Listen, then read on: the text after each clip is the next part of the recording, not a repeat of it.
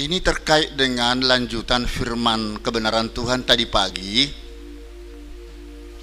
Kalau akhirnya di pengadilan terakhir itu, ketika ternyata dari hasil penyelidikan hati dan pengujian batin Kristus terhadap perbuatan kita selama ini, baik tersembunyi maupun terang-terangan, seperti tersembunyi tadi adalah pembohong, tidak jujur, pemarah, geram, sakit hati, serakah, and so on.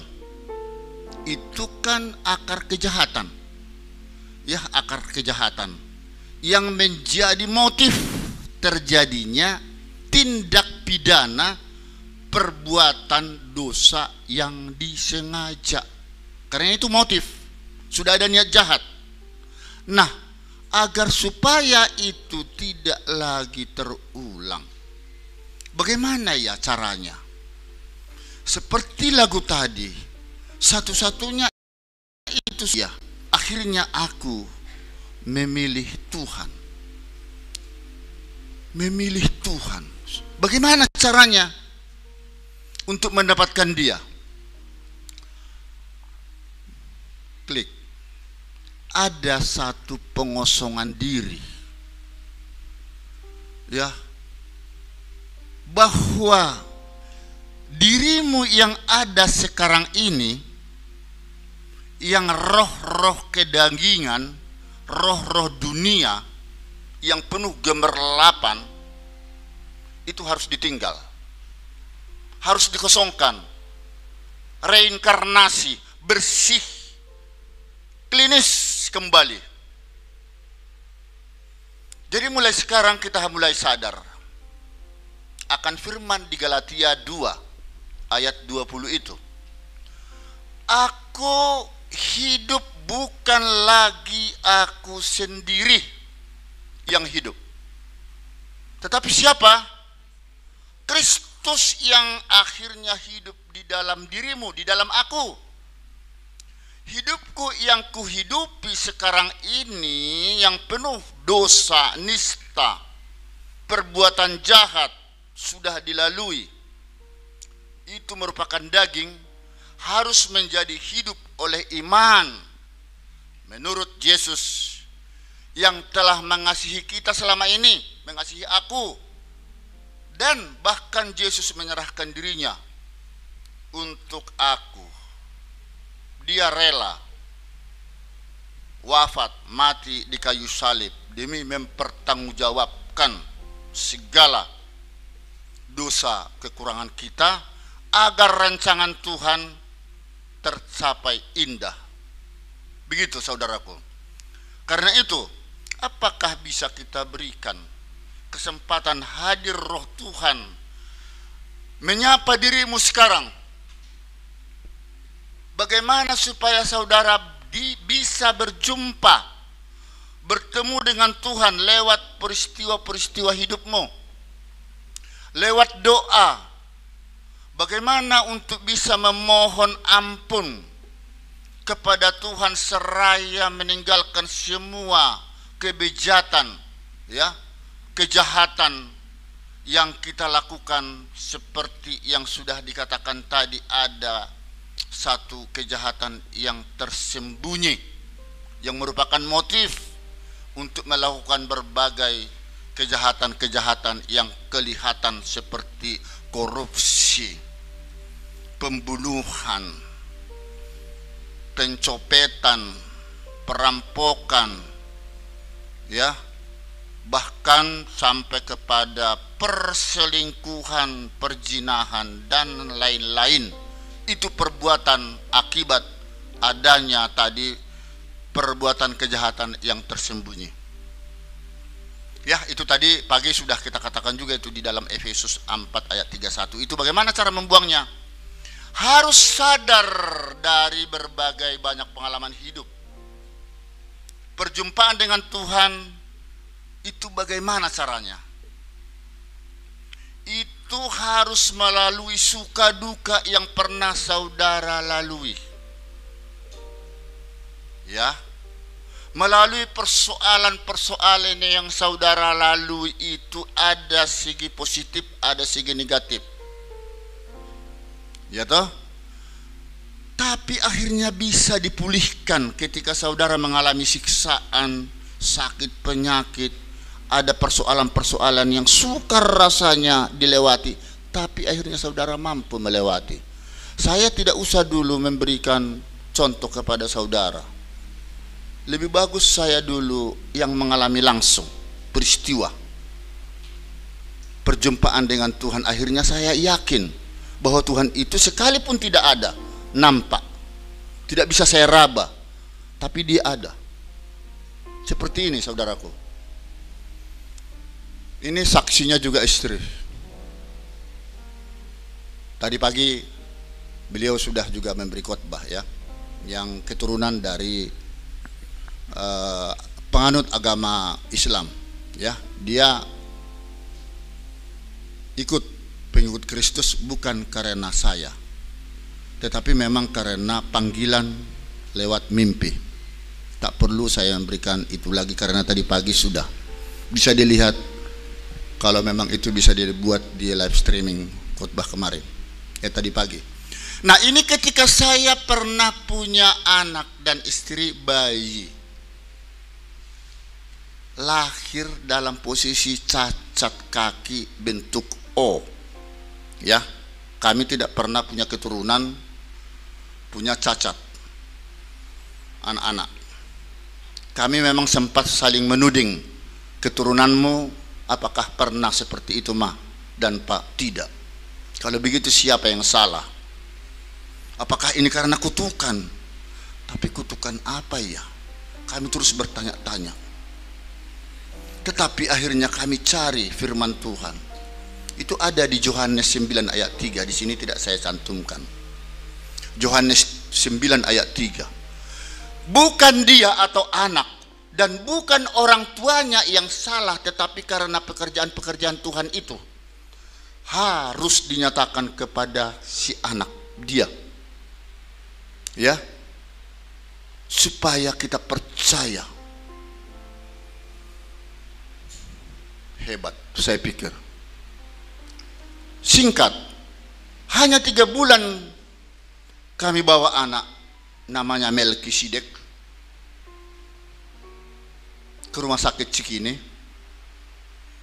Di rumah sakit bagian ortopedi tulang, sembuh. Karena kami berdoa saat itu. Karena Engkau yang memulai, seperti lagu itu. Engkau yang mengakhiri Tuhan. Engkau menciptakan ini. Kami tidak ada merasa kesalahan terhadap anak ini. Anak ini juga tidak salah. Beri kemudahan, kesembuhan.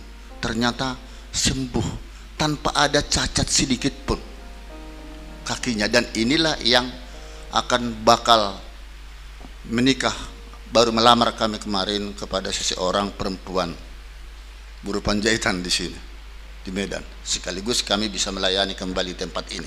Begitu saudaraku.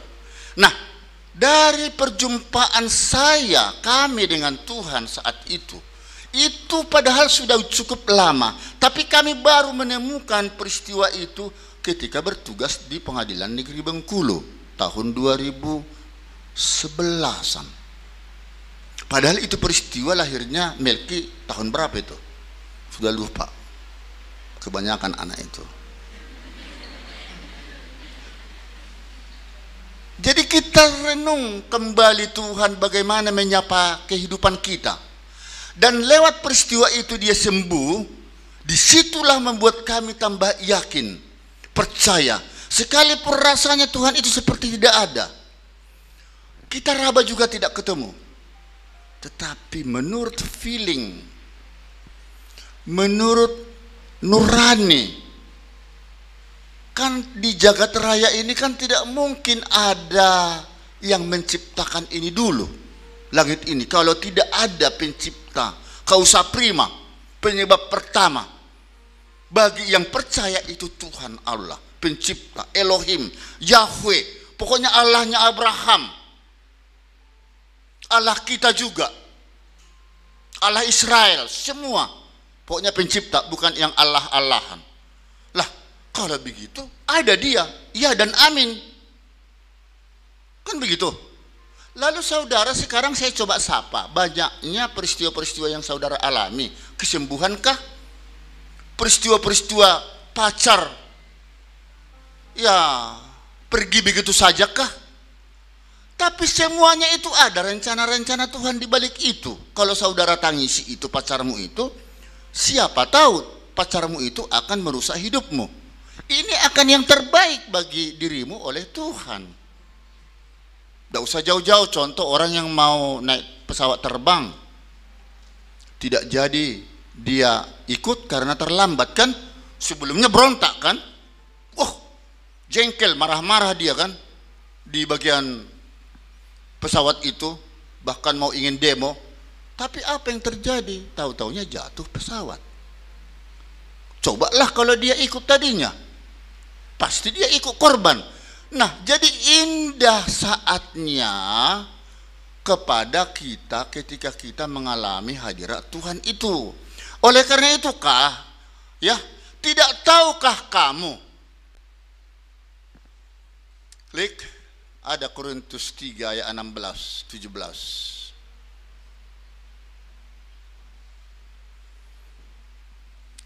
Tidak tahukah kamu bahwa kamu adalah bait Allah? Ini bait Allah ini, seperti gereja ini. Ya. Dan bahwa roh Allah diam di dalam kamu.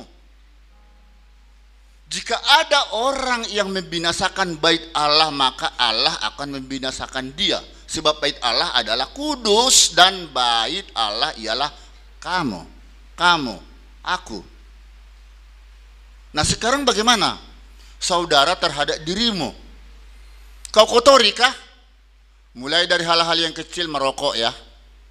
Saya percaya kalau di karismatik GBI tidak ada yang merokok. Kalau masih ada di sini yang merokok, ini sepertinya bukan jemaat kita yang murni ya, atau ikut-ikutan. Itu kotor. Saudara lalu mau mencoba mencemari hidupmu melalui suatu pelacuran, karena lewat ya medsos segala macam. Kamu kotori hidupmu. Mencuri, kamu kotori hidupmu. Bait Allah itu akan dibinasakan, karena dikatakan di sana siapa yang mengotori bait Allah, karena Allah sudah berdiam nih di dalam tubuh kita semua nih, kita yang merusak sendiri, maka Allah akan membinasakan dia. Hati-hati nih, tidak percaya? Tak percaya? Coba saudara kotori hidupmu, saudara telanjangi hidupmu.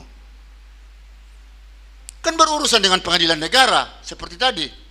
Kalau berurusan dengan pengadilan negara berarti berpisah dengan keluarga. Belum tentu saudara juga diterima Tuhan, walaupun saudara segudang air matamu berdoa sampai keluar air mata. Tunggu dulu, kan belum itu. Ini bahaya. Ya, ini baru di pengadilan negara. Nah, jadi perbuatan kita mulai dari kata, ucapan kita yang salah, yang dapat melukai perasaan orang lain, tentu harus dijaga. Seperti apa? Memang adat kita di sana, di sini, woi. Kalau sesama kita mungkin tidak apa-apa, woi. Tapi kalau sudah beda orang, beda agama, atau kultur, sudah harus menyesuaikan. Tata keramanya sudah mulai ada. Waduh, banyak sekali kalau saya menghitung-hitung itu semua, saya sendiri pun kadang-kadang bisa lupa. Tetapi setiap kita mengucapkan kata apapun harus berpikir terlebih dahulu, salahkah apabila saya ngomong begitu? Sudah baik saja kita lakukan, masih dipersalahkan orang, apalagi tidak baik. Memang orang tidak akan ngomong kepada kita ya, tetapi orang lain akan menilai kita seperti apa.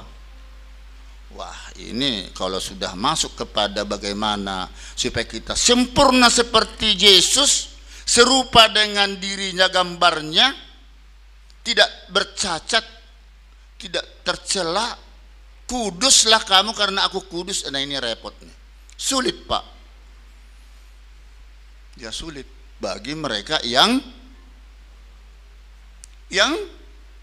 masih jauh dengan Tuhan, yang tidak mengalami perjumpaan dengan Tuhan. Ya, ingat, melalui perjumpaan dengan Tuhan tadi luar biasa. Kalau itu sudah pernah saudara alami dan saudara mampu mengatasi semua persoalan hidup, berarti lewat peristiwa itulah saudara bisa memberikan kesaksian kepada siapapun. Itulah kasih karunia yang diberikan kepada Tuhan kepadamu. Jadi bukan hal yang membuat saudara tercederai, gagal saudara sudah berusaha, tak perlu persoalkan. Bukan hanya kamu yang gagal, saya sendiri pernah gagal dan bahkan sering gagal. Tapi kan ada istilah kegagalan merupakan kesuksesan yang tertunda. Memang kiasan itu cukup menarik. Ketika kena sama kita, aduh parah. Tapi kalau memang saudara sudah berusaha tanpa pernah mencoba, mana pernah berhasil kan itu.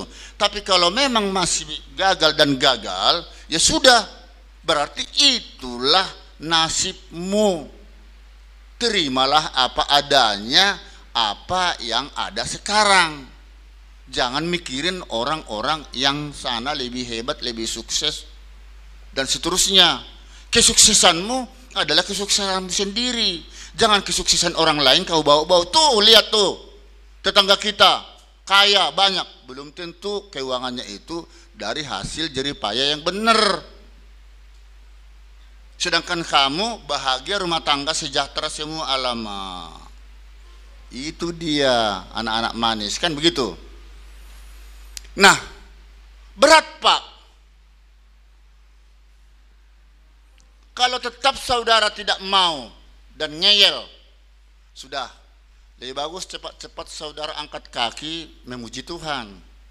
Tak usah memuji Tuhan lagi. Tak usah, percuma. Emangnya memuji Tuhan ini atau dapat berkat dari Tuhan ini adalah hanya secara instan. Melalui perjuangan saudara memilih Tuhan, berarti saudara siap menderita, kan itu. Siap menerima apa adanya. Sengsara membawa nikmat. Wih, jangan nikmat membawa sengsara, kebalik. Kaya mendadak tapi hancur cepat, ditangkap KPK, ludes. Lihat pejabat-pejabat yang ada di sini, nggak usah jauh-jauh, ya, kegubernuran ya, wali kota ya, ludes semua. Semua harta ditinggal akhirnya. Meninggal dia, satu pun tidak dibawa selain 2 meter untuk kuburan. Itu pun belum tentu bisa diterima oleh Tuhan. Nah, karena itu sadarlah, perhatikan ya di Kisah Para Rasul, karena waktu juga singkat. Ya, Kisah Para Rasul dikatakan sadarlah dan bertobat supaya dosamu dihapuskan. Nah, ini Tuhan akan mendatangkan kelegaan dan mengutus Yesus untuk diperuntukkan kepada saudara.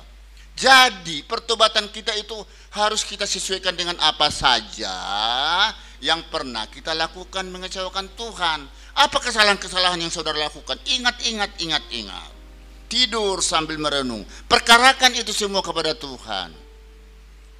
Mindset, pola pikir yang selama ini yang sudah terbiasa ya melanggar dosa, melanggar norma-norma hukum, baik disengaja maupun tidak, hilangkan. Ya, saya susah untuk mengatakan hal itu karena di dalam istilah bahasa Yunani metanoia pun dikatakan ya, metanoeo dikatakan itu perubahan pikiran, mindset. Jadi berpaling dari dosa, tinggalkan dosa. Oh, kok susah Pak? Loh, sekarang mau berdosa? Ya sudah, terima, berpisah dengan Tuhan selama-lamanya.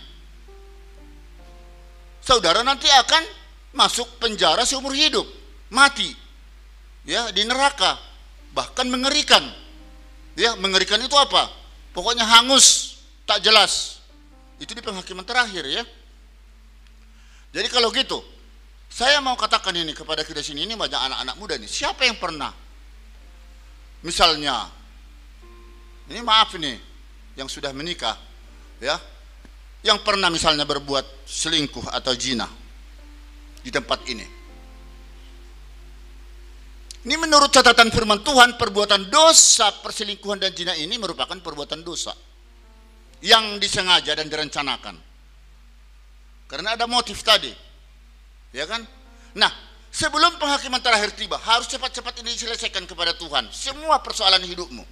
Jangan pernah mengulangi kesalahan itu lagi. Nah, ketika itu tidak sempat, saudara minta ampun kepada Tuhan. Saudara akhirnya dipanggil Tuhan, meninggal. Di penghakiman terakhir, kamu akan mati secara menggenaskan.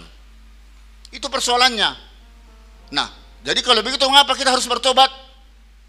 Karena selain Tuhan akan mengutus dirinya, ya, untuk menjaga kita, menuntun langkah hidup kita, juga Tuhan pastilah akan mendengar doa keselamatan dan berkat-berkat akan dilimpahkan kepada kita. Jadi kalau saudara ingin berhasil, kaya, tadi kita sudah korek semua agar kejahatan hilangkan dulu, dosa hilangkan dulu. Setelah itu mintalah apa yang saudara minta. Bahkan tanpa minta pun, saudara bekerja dengan benar, serius, pasti akan berhasil. Amin. Haleluya.